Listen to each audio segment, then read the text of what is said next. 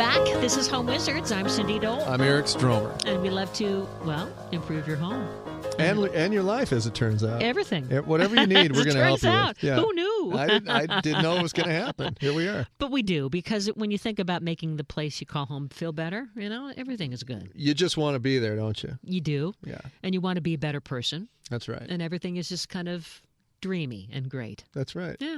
and speaking of dreamy and great, how about these poinsettias? Come on. All right. So poinsettias, we have a lot to tell you about poinsettias. First of all, do you have a history of getting poinsettias as a present? Do you love buying them for your mom? I did. I bought them for everyone during the holiday season. I would only get the red because I only knew the red existed.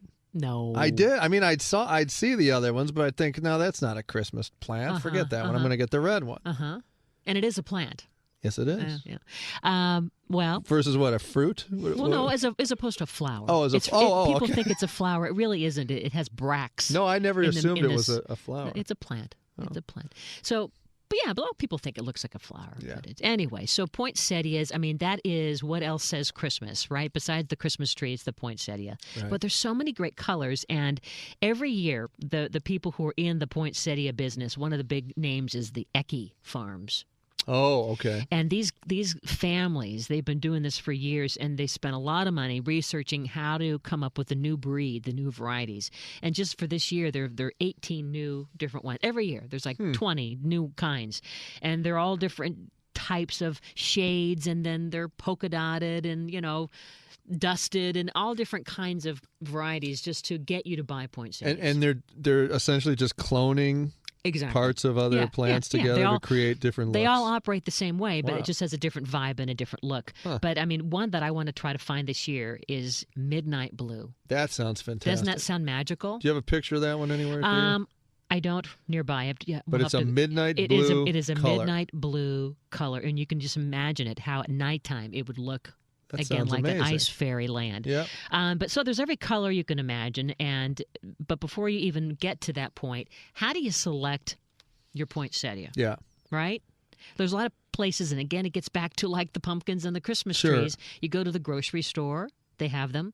You go to the hardware store, they have them. Mm-hmm. You go to the tree lots, they have them. You go to the farmers markets, they have them. And where's the best place? The garden centers, depends. Yeah. I always just thought the more the leaves and the redder they are, that's the choice. That's a good choice.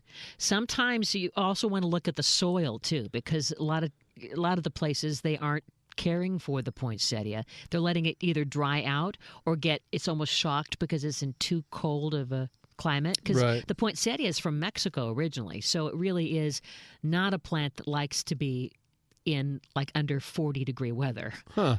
You know what I mean? And I would assume that most of the poinsettias in this country are in the winter climates. Yeah. Isn't that crazy how that works? So you want to first, when you're looking for your poinsettia, look for something that has a lot of the leaves, looks fluffy. Definitely don't want to have them wilting. Kind of test the soil, make sure that looks great. And then just pick the color that you think looks fun for you. Try a couple different kinds. We're always big about grouping, right? If you pick red, get 3 or 6 or 9, right? Okay, I see. But the white ones are fun. And then they have pinks. And would you intermingle them, would you? You could. And we'll get into that too. It's really fun to mix up, let's say, when you go inside the house. The red looks great with the white in like a sterling silver bowl. Or use the coral and the pink, with something else, to kind of complement it. But when you first bring home the poinsettia, think about how, again, it's going to be a little shocked. You don't want it to be in cold weather. Okay, wait, before you go there, so I'm at the store. Yeah. I'm checking the soil to make sure it's still moist. Yep. I'm making sure that it has a lot of foliage. Yes, and that it doesn't have fallen leaves in the okay. little. So it just looks healthy. Looks ready healthy. To go. Okay, great. Yeah. Okay, so I get it into my home, and where do I put this plant? You get it anywhere? into your home. Well, you want it to be remembering that it's a tropical plant. You want it to be in a warmer area. So hopefully either by a window where there's a little bit of sunlight, but not blasting it, and a little direct sunlight will be okay. And then the heat, you want it to be warm enough in your home, somewhere between 60 and 70 degrees. Anything that starts to get lower than that, it goes into a shock. And that's why when you see in the store a poinsettia that's lost a lot of the leaves, it's probably gone through shock. Climatic change, too much. Yeah. Yeah. And so, especially if it's gangly and all that. So, Yeah. water, you want to water the plant whenever it feels dry to touch. And wilting, by the way, is another common cause of leaf drop. But the good news is it'll perk right back up. You can water that baby, and it'll perk right back up. And it likes a little bit of humidity too. So, are we considering this to be a house plant at this point? Well, it is both. It is both. It is mainly a plant, an outdoor tropical plant that we are now introducing into our homes. Okay. So when you say a house plant, it's going to be for the season in a container that you water regularly, like every few days. But it really is something that can grow in the ground and is probably going to be happier outside, as long as it's like, if you're not living in Palmdale where it gets down to 20 degrees at night, it's going to be kind of cold. Got it. Mm-hmm. But it's not going to live in our house for a year, 2 years. And that's the other thing. No, poinsettias, a lot of people say, can I bring it back to bloom again? And you can, but boy, is it a chore. You've got to go through this whole scientific process. You're almost better off just saying, okay, well, that was nice. Goodbye, poinsettia, and have it become some mulch and compost and move on. Mm-hmm. Yeah. But, they if you take care of it, they'll last through January, some of these poinsettias. You see them in people's offices.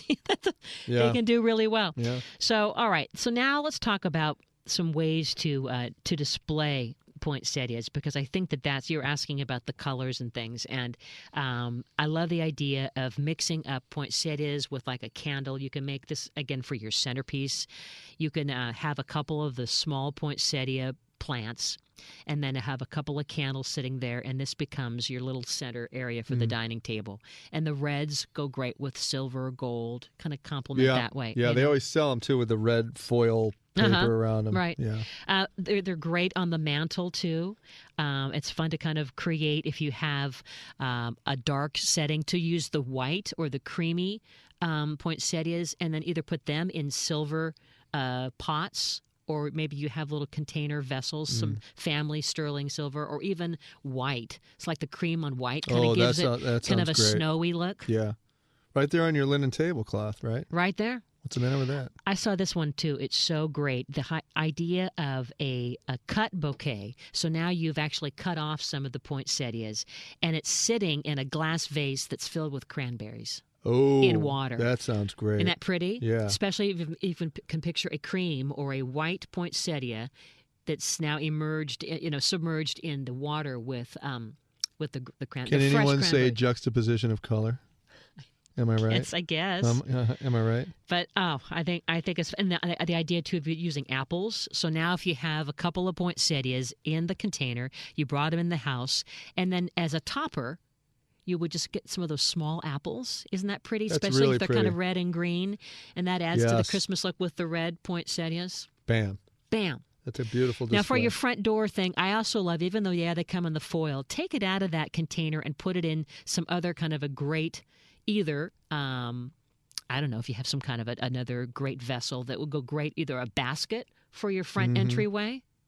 Yeah, I'm not crazy about the foil. I don't like the foil. It kind of cheapens the whole look of it to me. Or use almost like a concrete, planter. Right. That has more of a rich, old world look to it. Yeah. And then you put 2 or 3 of the poinsettias inside there, kind of as a cluster. Oh, that sounds great. Yeah. Yeah. I'm going to do it. This blue one really kind of makes me crazy. The midnight. Yeah, I got to see this. I mean, they come in burgundy.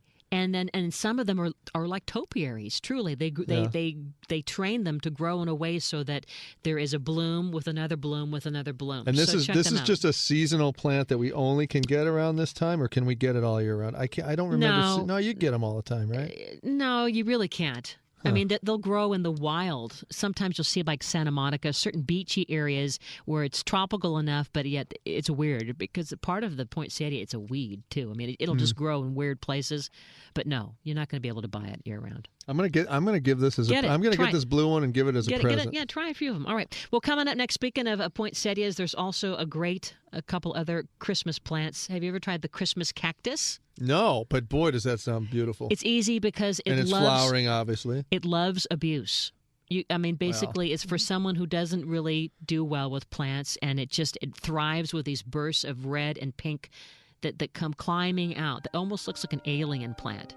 It's fun. I got to see this thing. Come on. Well, that's coming up next. We give you more ideas here for the holidays. Eric Stromer, Cindy Dole, Home Wizards. We're back in just a moment on KFWB News Talk 980.